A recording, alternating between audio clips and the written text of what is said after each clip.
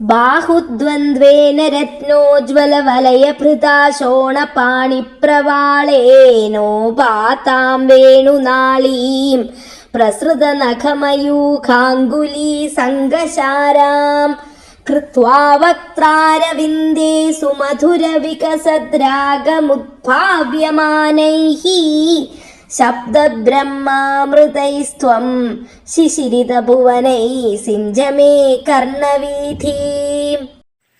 நமது கைகள் ரத்ன கங்கணங்களை அணிந்திருக்கின்றன. உள்ளங்கை இளந்தளிர் போல் சிவந்திருக்கிறது. இரு கரங்களிலும் நகங்கள் ஒளி மிகுந்து காணப்படுகின்றன.